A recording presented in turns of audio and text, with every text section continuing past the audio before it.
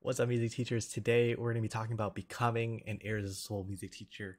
This training is going to be super important because before we dive into like any of the strategies or any of the tactics that we teach here, it's important that like the main secret of all of this, it doesn't work because of the strategies, but it really works because of the driver behind the wheel. So in today's training, we're going to be working towards not just transforming the studio and understanding what do we want to get out of our six-figure studio, but who do we have to become in order to support that studio. So there's a whole worksheet here. We're going to dive right into it, and let's go ahead and start. So if you don't have this yet, make sure you have a copy of this worksheet so that you can work through it with me. If you don't, though, as you're watching this, make sure to like think about the questions, and make sure to write them down later on as well, because writing them is going to be much more important and in a way we can keep these answers top of mind rather than just keeping it all in your head. So let's go ahead and talk about why this is so important. Like I said before, the secret to growing a six-figure music studio is not just in the tactics and the strategies, but it really comes from the person who's running the system. So not only do we have to become an irresistible music teacher in our marketing, but we also have to live it out as well. Because one of my mentors, Dan Bolton, he tells me all the time, hey, the reason you don't have the business that you want right now is because you haven't become the person who's able to support that kind of business, right? And that's super important. That translates the same things to studios as well. We have to become the person who's capable of supporting the studio, and the way to do that is by having and by practicing our own leadership skills as well. That's an important that's an important part of this entire program. Not only are you learning more about marketing and sales and how you can apply it to your studio, but we have to learn about leadership and how you can apply that into your content, into your marketing, into your sales, and ultimately translate it to your students so that your students can get better results as well. So it really boils down to there's lots of ways to practice leadership. I found that the three ways that resonate with me are these three things. One, honoring the promises that you make to yourself, right? If you're going to say you're going to do something, do it. Two is leading by example. And three, helping your students see the version of themselves clearly that they want to become, or helping your students clearly see what is the version of themselves that they want to become as well. You're not there to make it up for them, but you're there to help them be able to navigate through that, to be able to identify what that is, and to help them be able to make the steps that they need to do in order to become that version of themselves. So feel free, as you do this worksheet as well, feel free to use it in your own studio. Feel free to translate this for your own students, because this is going to be a really powerful exercise that you don't just do once and you're done, but you're going to revisit this every 6 months, every year, because there's always going to be a new version of yourself that you want to become. So as you finish this worksheet too, make sure that you implement this, right? Live out the habits and the standards that your new self has. And I want to leave it off with a quote here. One of my favorite books, Atomic Habits, from James Clear. He says, "You do not rise to the level of your goals, you fall to the level of your systems." And I kind of think of the same thing as your systems, your habits. What do you like? You don't just rise to the level of what you want to achieve, but most often when people struggle, they just fall to what their default habits are going to be. So what we have to do is we have to identify what are the habits, what are the standards that we are living right now, and what do we need to do? What kind of standards, habits do we need to have in order to support the studio that we want to create as well? So as we go through this, make sure to write your answers down and make sure to actually take this seriously, because I have done this exercise multiple times throughout the last few years, and it really just my alarm went off. It really only clicks when you actually put this in with your full intention, right? And if you don't take it seriously, right, it's just going to be another exercise that you do, but you have to put this with your full intention and truly not just do it, like not just write out the answers, but you have to live it out as well, or else it's not going to work. All right, so let's go ahead and jump into it. Part one, talking about your current self. So let's go ahead. I'm going to walk you through these questions. I won't necessarily go through need to talk about every single one of them, because each one of them is it's kind of self-explanatory, but I'll add my own 2 cents as we get through it. So the first one here, write down, how would you describe yourself in 3 sentences or less? There's not really much to this other than you want to have a baseline of how you identify yourself. Really, like just write down what comes to mind here. Very first thing, go ahead and put that number one. Number two, what was the moment I realized I wanted to play music for the rest of my life? So I want you to think of one instance. There's probably many instances in your life, but think of one instance that you really felt. What happened? How did you feel in that moment? Describe it. Write a story about it. Because same thing with number three too. Number three might be a little different, because when was the moment you realized you wanted to teach music the rest of your life, right? These two are real important, because what I really believe is that every music teacher at their core is not a music teacher. At the core, you are a musician, right? That's what you started off first before you started teaching. So understanding those two stories, not only gonna, like, when you write out these two stories, it's not only gonna help refill your energy with why you teach, why you play music, like why you're running your studio. But whenever things get tough, you can always fall back on these stories and be able to remember why you did this in the first place. Also, you can use this a lot in your content, in your marketing. Write out these stories and post that in your marketing as well. That's what's going to help you connect with your audience. Number four here, why is it important to execute at my highest potential today? What are the selfish reasons and what are the unselfish reasons, right? A lot of times we think of the unselfish reasons just because we don't, we want to stay humble. But you have to remember the selfish reasons of why you're doing this as well. The time, the money, the freedom that you're going to be able to get. How is that, going into number five here, how is that going to impact the quality of your life and those that you care about as well? Number six here is a really interesting one. How would random strangers gossip about me if they saw my studio or content on social media? And really just try to make a guess, right? Because what you'll find is that what you write here, what you think other people are thinking about you, is probably what you think about yourself, right? Like what you think other people are saying about you is a self-reflection of what you think about for yourself. So make sure to write that down. Then you'll realize that, oh, many people don't even think about that. It's just me putting that image on myself. But number seven here is where it gets deep. This is, again, you're not going to share this with anyone but yourself. So really write down everything that you can in number seven, but what anxieties, depressions, traumas are keeping me from fully being present in the moment, right? What are the negative self-dialogues that your inner voice is having that you've never wanted to say out loud? Write it here. You don't even have to say it out loud if you don't have the courage to right now, but write it down, because those, if you really want to create a six-figure studio, you have to face these inner problems, these personal problems that you're having, because the personal problems that you have will always bleed into the business, will always bleed into the studio. So the only way to, solve that is to get through it, is to go through. And it's first being able to identify what those are. Because number 8, what's something that's tough that I need to take responsibility of right now? And I always believe in taking extreme accountability, extreme ownership in what you do, because I don't want to give the power. I don't want to put the blame on anyone else. I'm always going to blame myself, because I want to have that power. I want to have that control over what happens in my life. And the moment I start blaming someone else is the moment I start giving that power away to someone else. Right? I can't do this because of someone else. I can't do this because of yada, yada, yada. Right? Like, that's a limiting belief that we have to break as soon as possible. But thinking about it now being able to solve that, how would I advise someone else going through the same struggles? Think about your own students. How would you advise your students going through the same struggles as well? Who's someone I can reach out to for help around this?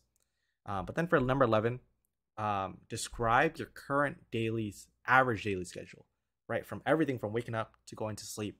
Describe that. Write down everything that happens in the morning, the noon, the afternoon, evening. Because what you'll find is that there's parts in your day where you really hate.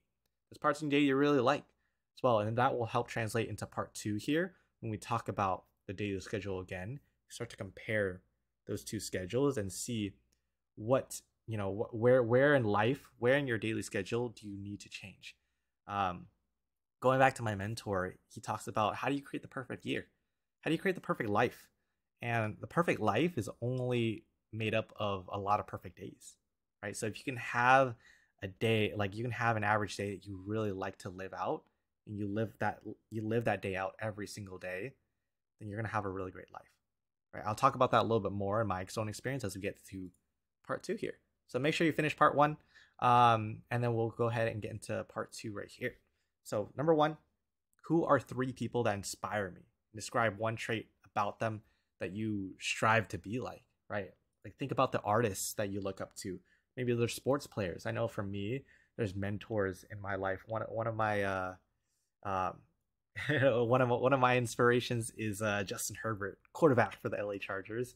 But he's someone that I really look up to because he's relentless and he has that trait in him. Like last year, he had fractured ribs. He played the entire season, still put up MVP numbers. That he was able to still still carry his team, still be able to be relentless through that injury that he was facing. So that's someone that inspires me.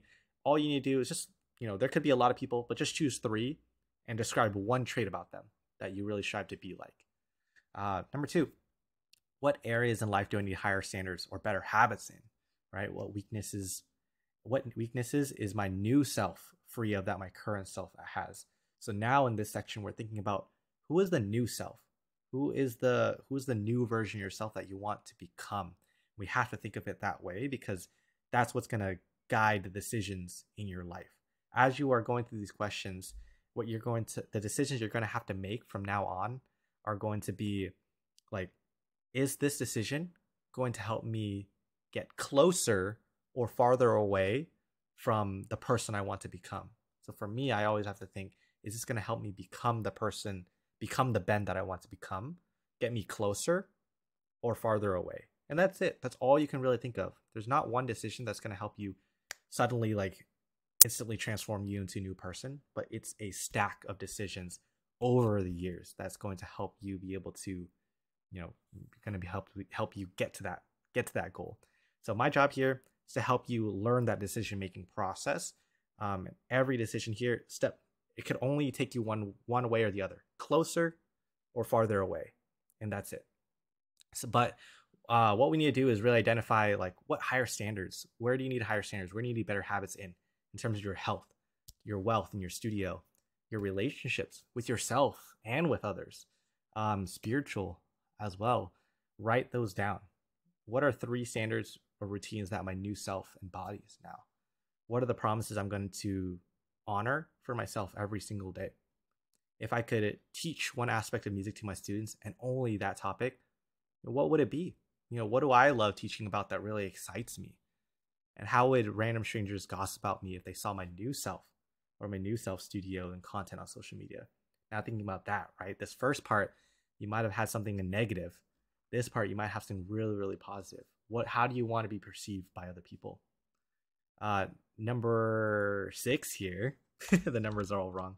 Number 6 here, how would number 7, there we go. We're making changes. If I had all the time, money, and freedom in the world, what would I do that I'm not able to do now in my life? And then number 8, again, describe my perfect average daily schedule. If I lived in a multiverse where I lived the same day over and over and over again, what would it look like, right? How would I implement those things into my everyday life right now? So now describe your perfect daily schedule. What's your ideal day? I did this exercise, and a lot of it had to do with just, I want a lot of time to compose music and to write my own music and produce music. That's something that I really look forward to. And thankfully, I've been able to have that in my life right now with the time I have. So being able to do this exercise, something that I went through in order to have the life that I want you to be able to do this as well. So as you write out your perfect average daily schedule, you'll find some parts where it's like, oh, I could probably do this right now, right? You might not be able to do everything based on what your current schedule looks like, but start to live the life that you want, because you can't just hustle. You can't just try to hustle and try to get the money and then you can start living the life that you want. You have to start living the life you want now, and then the money will come as a result of that, right? So make sure you complete these 2. And then when we get to part 3, here's when we want to start to gather evidence. So one of the problems that a lot of teachers have is, as they're starting to build their studios, that they face the imposter syndrome. Everyone has that, right? The imposter syndrome. What if I can't do it? I'm not confident in my abilities. What if I can't actually get to my goals? But more often than not, we have faced these challenges already in our life. And what's important here is how do we find that certainty when we can't gather it? And the way that you do it is by looking at evidence, right? Looking at hard, cold proof that you have done this before and that you are capable of being the teacher that you need to be. So what I want you to do is insert any screenshots, reviews, testimonials, stories, or facts about what you've accomplished and the impact that you've created, right? Create a board with this, almost like a testimonial board, something where you can look back on whenever you don't feel confident, because this is how you create that confidence, because you will see this and there's no way that your brain can be able to refute this evidence because it's right there. It's like hard proof. And the more you have it, the more confident you'll be able to feel, and the faster you'll be able to get back into that mode where you can be able to lead your students. That's gonna be super important. I have that as well. I usually have this page here with like a bunch of testimonials, and whenever I'm feeling that imposter syndrome come up, I always take a look at this. I'll be able to listen to some of my teacher interviews, but take a look at the testimonials that have happened too, all the screenshots. This is something that has helped me be able to get that confidence back whenever it does go down. Because again, it's totally normal to feel unconfident. It's totally normal for that imposter syndrome to come up. It's always going to come up no matter what level you're at. But it's not normal to let that imposter syndrome dictate your actions moving forward. Right? So how do we change that? It's by this part 3. This part 3 is going to be really, really important. I feel like something underrated that a lot of teachers don't do, because it's because they don't feel that imposter syndrome come up until it actually creeps in. Right. So now number 4 here, part 4 is going to be really important, because the question I've always had is like, how do you maintain this? Right. If you've ever been to have you ever been to like a retreat or a conference or something like that, and you get back home and you're like, man, I feel really energized to like get into work. And then all of a sudden reality comes into play. You get really busy, and then that emotional high like starts to dwindle down. Like, me too. But how do you practice that every day? I remember I was on a not a retreat, but like let's say like a mastermind, right? A mastermind. There was a speaker there. I asked him a question. I'm like, I feel really good now, but like I know when I get back home, like reality's gonna, or when I get off the computer, reality's gonna hit. And how do I maintain this certainty? How do I maintain this leadership and apply it into my life? And he said, you got to practice every day.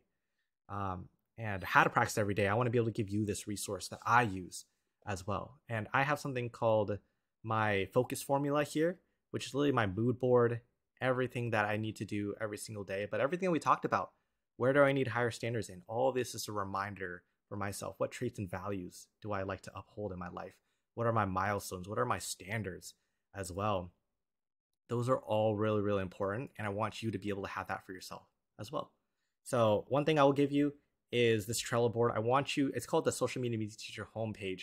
I want you to be able to make a copy of this and set it as your homepage, so that every time you open your browser, just like I do, that this is the first thing that comes to mind as well. So let me go ahead and walk you through mine real quick, and I'll show you what it looks like for yours.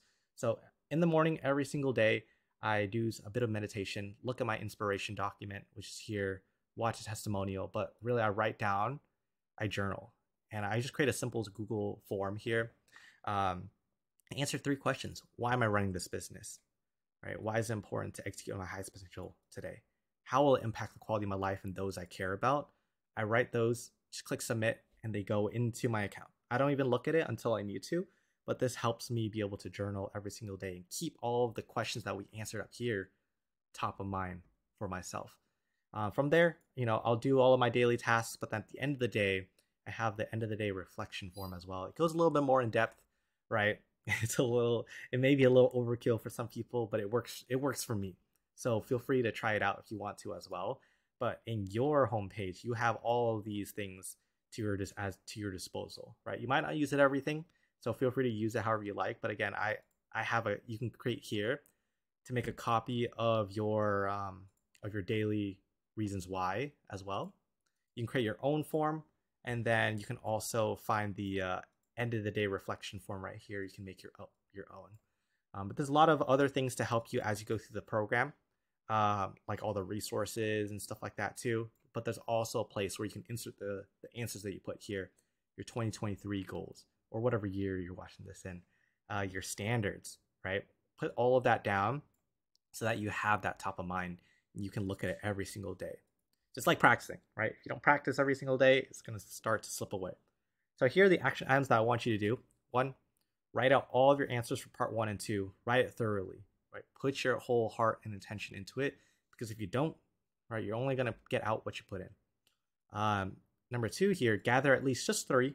You don't have to like go overkill right now. You'll start to build it up over time, but at least 3 screenshots, reviews, testimonials. If you don't have any of that, write in stories. Write stories for yourself, right? Write 3 stories, 3 facts about yourself, and insert them under the part 3 in this document. And then lastly, create a free Trello account and copy the Social Media Music Teacher homepage to your account as well. Then you can set it as your browser homepage for whatever browser you mainly use as well. If you don't know how to create a copy, I created a really quick Loom video here to show you how, and then you can access the homepage right here.